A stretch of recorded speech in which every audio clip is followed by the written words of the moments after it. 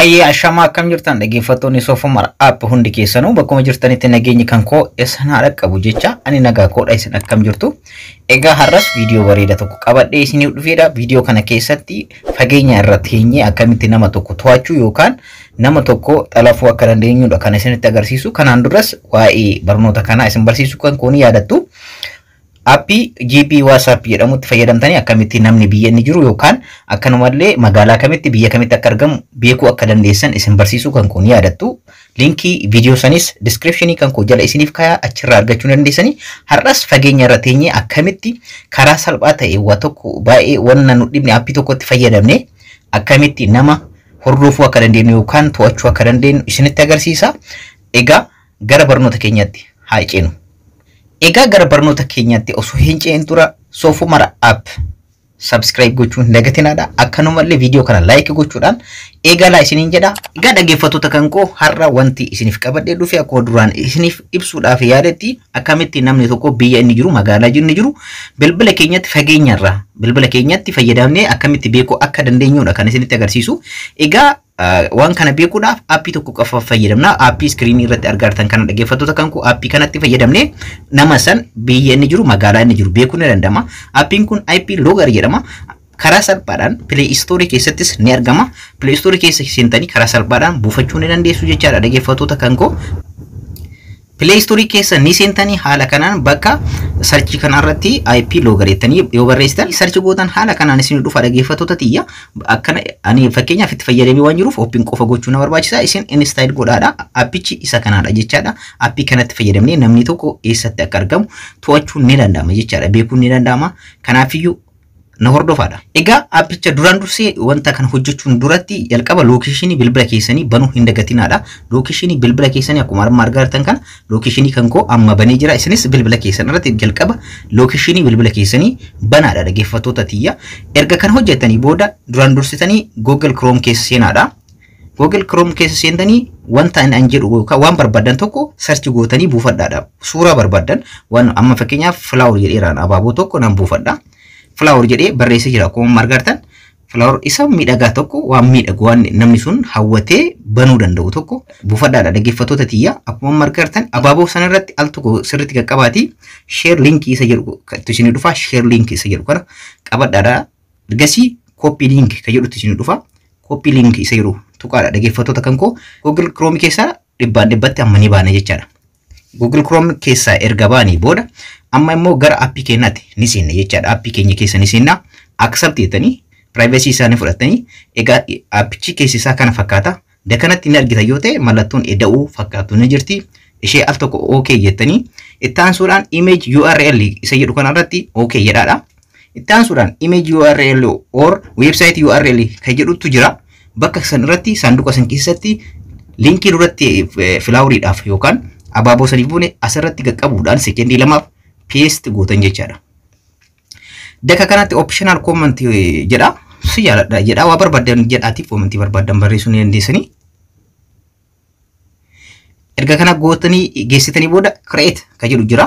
Create isa jedhu tuqaadha dhaggeeffattoota koo. Egaa haala kanaan isinii dhufa jechaadha. Dakanatti waa lama ni sirreessitu. Logger doomii innis jedhu kana mallattoo rog-sadee kana isa dhuma lamaan kanarra kaayadha. Lamaan keessaa tokko filadhaadha. Isa dhuma argartan lamaan keessaa tokko filadhaadha. Tokko filadhee jira.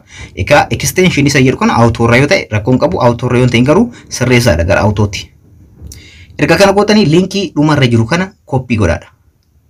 Qaqqabuudhaan copy gootan. Amma appii kana keessaa ni baana. Egaa nama kanaaf amma copy erga goone linkii kana social media itti fayyadamnu kan fedha keenyaatti nama sanii ni argina. Facebook ta'uu danda'a. Telegram ta'uu danda'a, Imo ta'uu danda'a, Viber ta'uu danda'a. Fakkeenyaaf Imotti fayyadamu waan ta'eef Imoodhaan nama tokkoof ni erga. Namni sun linkii kana abaaboodha kan argu ni bana jechaadha. Amma ani erguufii jira jechaadha dhaggeeffattoota tiyya. Egaa akkuma amma argaa jirtan kana dhaggeeffattoota kan koo paste godhee jira bakka kanarratti send godhaaf nama kana jechaadha. Nama kana ni gaa jechaadha. Namni kun hamma linkii kana banutti yookaan abaaboo kana abaaboodha jedheetiin seenaa linkii san tuqee seenaa isarratti wanni isa shakkisiisu tokko illee hin jiru isa jedheetiin tuqee seenaa inni garuu nu nama san sababa linkii kana ergineef qofa ni to'anna yookaan biyya inni jiru magaalaa inni jiru bakka inni jiru information isaa hunda beekuu ni dandeenya jechaadha hamma inni banutti ni eegna jechaadha. Egaa dhaggeeffattoota kan koo namni sun meeseejii san ilaaluu isaa erga hubannee booda ammas IP blogger appii keenya keessa ni seenna. Erga seennee booda bakka duratti jalqaba irratti meeseejii ergineef yookaan linkii ergineef sana irratti okay jettanii haala kanaan haaluma amma argaa jirtan kana namni kun location kam irratti akka argamu naaf agarsiisaa jira. United Arab Emirates jira namni kun jechaadha. IP address isaa kana copy gootan. IP address isa jedhu kana copy gootu. Haala kanaan namni kun biyya kam akka jiru hubachuun dandeenye jira jechaadha yeroo ammaa kana keessatti. Namni kun United Arab Emirates jira jechaadha. Kanaafiyyuu haala kanaan biyya inni jiru salphumatti beekuun ni danda'ama. Amma immoo gara Google Chrome keenyaa deemnee gara Chrome keenyaa seenneeti jecha amma jedhu kana gochuudhaan search gootun. IP2 jettanii location isa amma IP2 location isa jedhu kanarratti okay jettu. Egaa haala amma argaa jirtan kanaan isiniif dhufa IP location isa jedhu linkii isaa irratti okay ni jettu. Egaa haala kanaan erga isiniif dhufee booda dakana gabbuutanii akkuma amma argaa jirtan try IP2 location demo isa jedhu kana jira sanduuqa kana keessatti okay jettanii linkii isa duratti lakkoofsa isa duratti paste kun IPP address isaa kan copy goone san as keessatti paste goone jechaadha qaqqabne. Haala kanaan paste goone jirra jechaadha. 31 215 217 109 dha jechaadha IPP addressin isaa. Kanaafiyyuu erga kana goone lock up isa jedhu kana ni goona.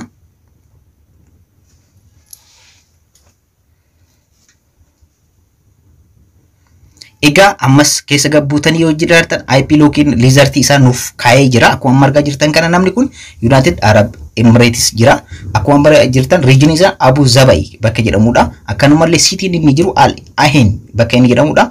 Egaa information guutuu nama kana haala kanaan beekuun ni danda'ama. Biyya inni jiruu fi information guutuu inni biyya jiru ni beekuun ni danda'ama jechaadha. Namni kun salphumatti haala kanaan namni kamiyyuu biyya kam akka inni jiru nusabus hin danda'u jechaadha haala kanaan. Amma immoo karaa kana kan laalle asirratti ilaallee jirra jechaadha bifa barreeffamaatiin. Amma immoo bifa locationiti yookaan maappiitiin akkamitti ilaaluu akka dandeenyu ilaalla.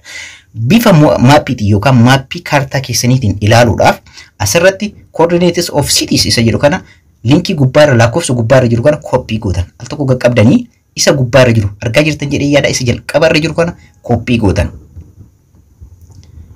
Copy erga gootanii booda dhugaa dhaggeeffattoota kan koo as keessaa ni baana.